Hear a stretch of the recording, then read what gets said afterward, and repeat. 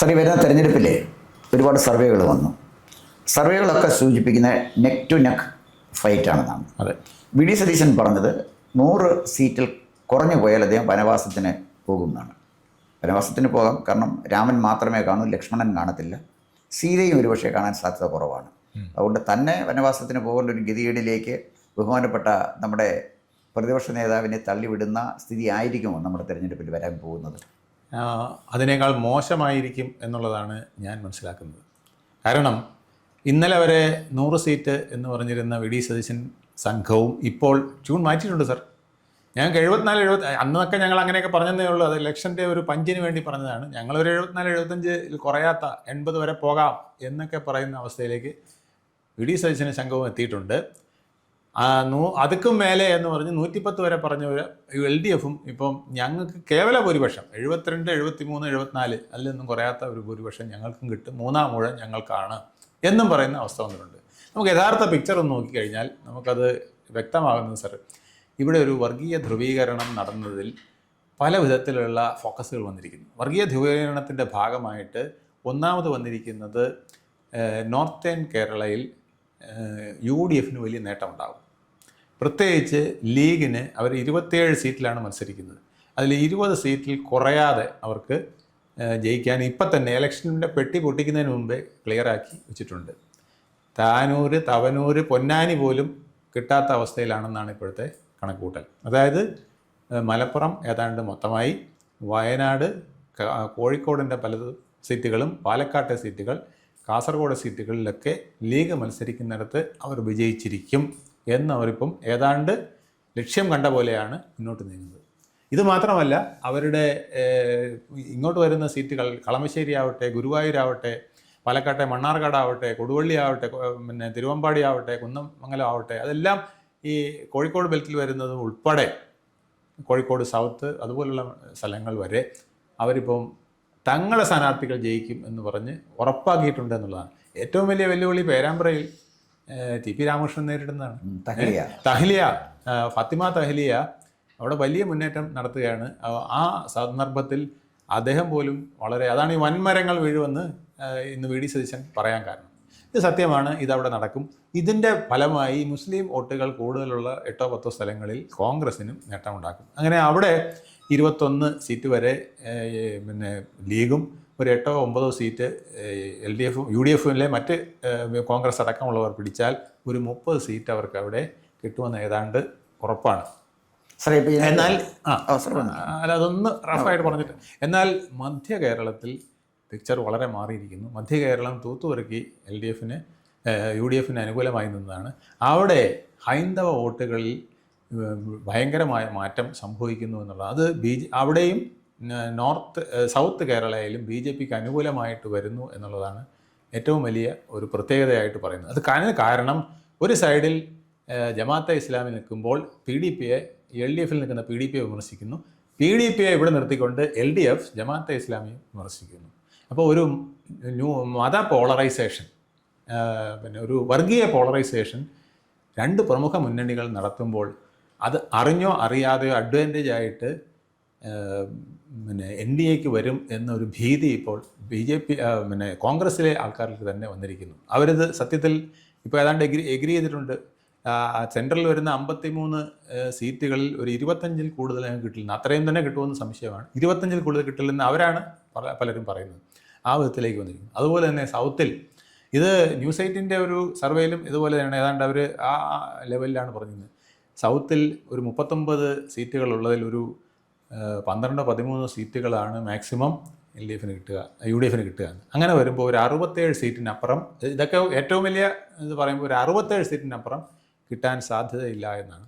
LDFിൻ്റെയും സ്ഥിതി ഇത് തന്നെയാണ്. സൗത്തിൽ ഒരു 16 സീറ്റ്, നോർത്തിൽ ഒരു 16 സീറ്റ്, സെൻട്രലിൽ ഒരു 20 സീറ്റ്, സൗത്തിൽ വരുമ്പോൾ ഒരു 24 സീറ്റ്, അങ്ങനെ ഒരു 60 സീറ്റ്, 62 സീറ്റ് വരെ അവർക്കും കിട്ടാവുന്ന അവസ്ഥ.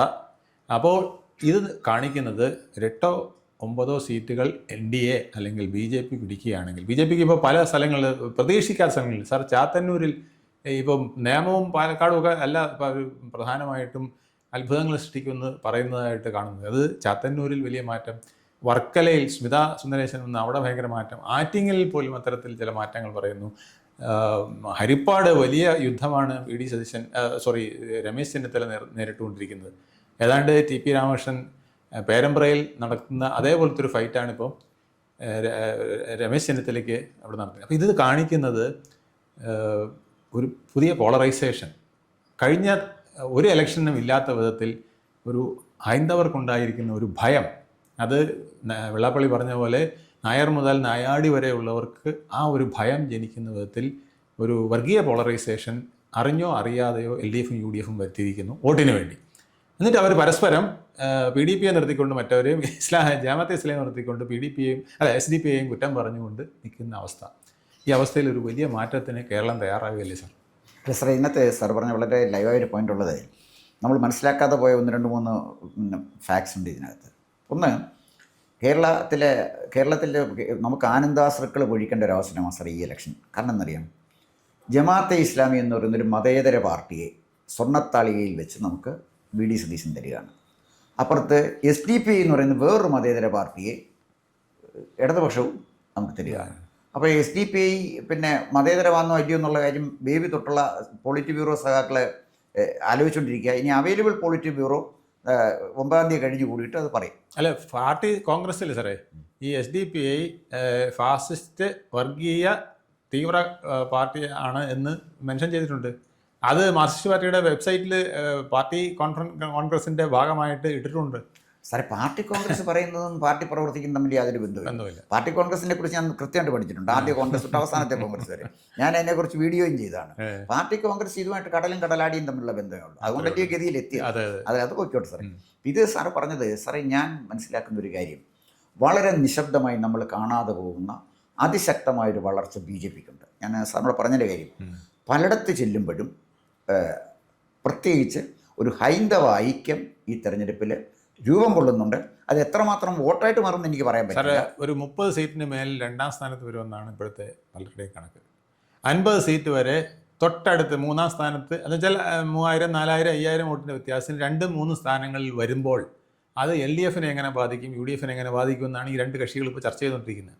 അതായത് ഞങ്ങളുടെ എത്ര വോട്ട് BJPയിലേക്ക് പോകും, ഞങ്ങളുടെ എത്ര വോട്ട് BJPയിലേക്ക് പോകുന്നു, LDF ഉം UDF ഉം സംശയം പ്രകടിപ്പിച്ചുകൊണ്ടിരിക്കുന്ന ഒരു സാഹചര്യത്തിലാണ് നമ്മൾ ഇലക്ഷനിലേക്ക് പോകുന്നത്. സാർ, ഇപ്പോൾ എൻ്റെ കോൺസ്റ്റിറ്റ്യുവൻസി കോന്നി കോൺസ്റ്റിറ്റ്യുവൻസിയാണ്. കോന്നി കോൺസ്റ്റിറ്റ്യുവൻസിയിലെ ജിനേഷ് കുമാർ എന്ന് പറയുന്ന സിറ്റിംഗ് MLA CPIM MLA ആണ് അവിടെ മത്സരിക്കുന്നത്. കോൺഗ്രസിൻ്റെ സ്ഥാനാർത്ഥിയായിട്ട് മത്സരിക്കുന്നത് സതീഷ് കൊച്ചുപറമ്പിൽ എന്ന് പറയുന്ന പ്രൊഫസർ സതീഷ് കൊച്ചുപറമ്പിൽ കോളേജ് അധ്യാപകനാണ്. NDAയുടെ സ്ഥാനാർത്ഥിയായിട്ട് മത്സരിക്കുന്നത് BDJSൻ്റെ സുന്ദരേശൻ എന്ന് പറയുന്ന ഒരു സ്ഥാനാർത്ഥിയാണ്. BDJSൻ്റെ സ്ഥാനാർത്ഥിയാണ്. കഴിഞ്ഞ ദിവസം ഞാൻ എൻ്റെ ഒരു സുഹൃത്തിനെ വിളിച്ചപ്പോഴേ ആ സുഹൃത്ത്, അതായത് എൻ്റെ ബന്ധുവും കൂടാണ്, നായർ കമ്മ്യൂണിറ്റിപ്പെട്ട ഒരാളാണ്. അപ്പോൾ ഞാൻ ചോദിച്ചു NDA എവിടെ നിൽക്കാന്ന് ചോദിച്ചപ്പോൾ, ചേട്ടാ ഞാൻ പിന്നെ NDAയുടെ സ്ഥാനാർത്ഥി സുന്ദരേശൻ്റെ പിന്നെ കൺവെൻഷന് നിൽക്കുകയാണ്. അതായത് ഉറച്ച കോൺഗ്രസ്സുകാരനാണ് പുള്ളി. നേരെ BDJSൻ്റെ കൺവെൻഷൻ പരസ്യമായിട്ടാണ് പോയിരിക്കുന്നത്. അപ്പം ഞാൻ ചോദിച്ചു എങ്ങനെ ഉണ്ടെന്ന്. ഞാൻ ചേട്ടാ ഇങ്ങനെ ഒരു കൺവെൻഷൻ അടുത്ത കാലത്ത് കോന്നി നടന്നിട്ടില്ല.